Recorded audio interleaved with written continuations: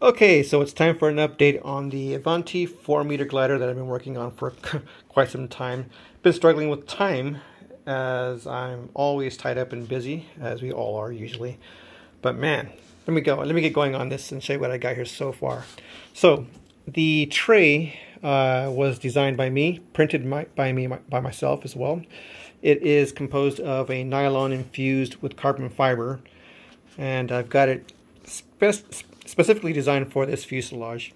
So let me go ahead and start off with the electronics first, and then we'll work our way back into that tray in just a moment here. So this tray is going to have the FrSky S8R receiver with stabilization in there. I've also got this sensor set up right here from FrSky as well. It detects the voltage of each cell and will send that telemetry to my radio. In the event one of my batteries goes low, I'll have an alarm set that'll indicate that there's an issue with the battery and it would be time to land. I also have a altimeter sensor set up right here too, which is very helpful.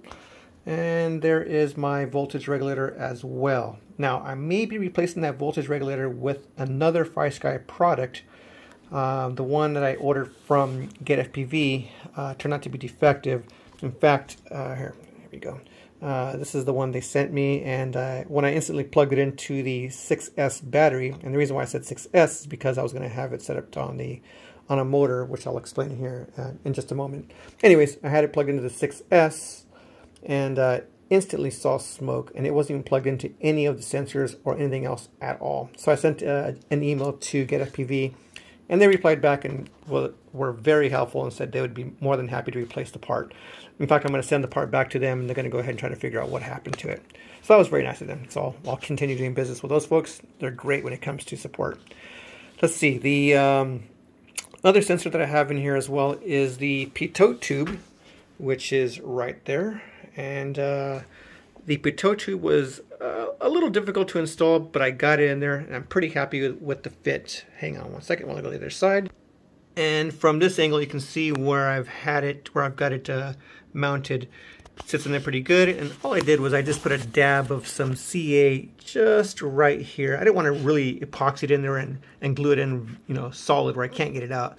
So, just a couple of dabs of CA. So if I need to remove that, I can, and it'll come out pretty easy.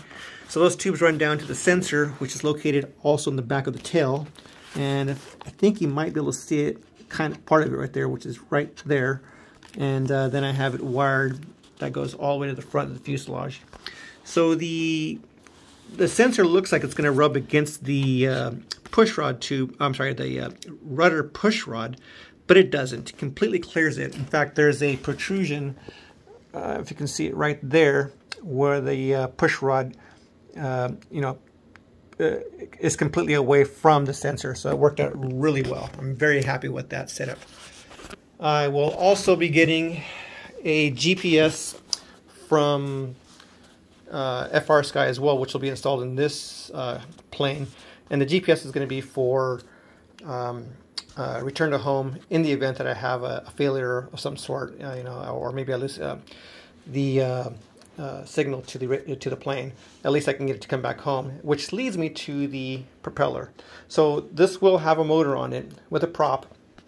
And I will be using this plane to enter in some of the contests that I've been wanting to get into, which are I think they call GPS triangle competitions. I can't remember the exact name at the moment.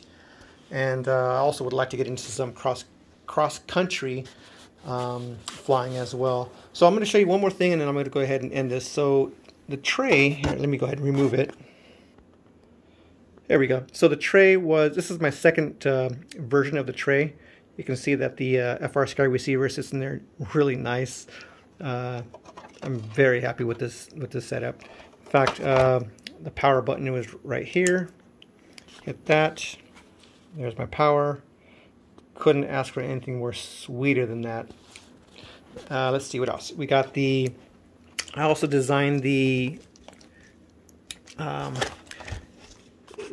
ballast tube stand, which is right there. You can see this guy right here is also 3D printed. I epoxied that to the fuselage now, so it's in there really solid. The ballast tube, which is not epoxied just yet, is going to sit about right there with this line, which will be exactly dead centered on my CG, which is about right there. So that's going to be an easy installation as well too. That will be epoxied eventually. What else? Well, there's not much more to cover. That's about it for now. And there's my wings using the KST X10 servos for the ailerons and flaps. Anyways, that's what I have for now, and I'll update you guys soon. See ya.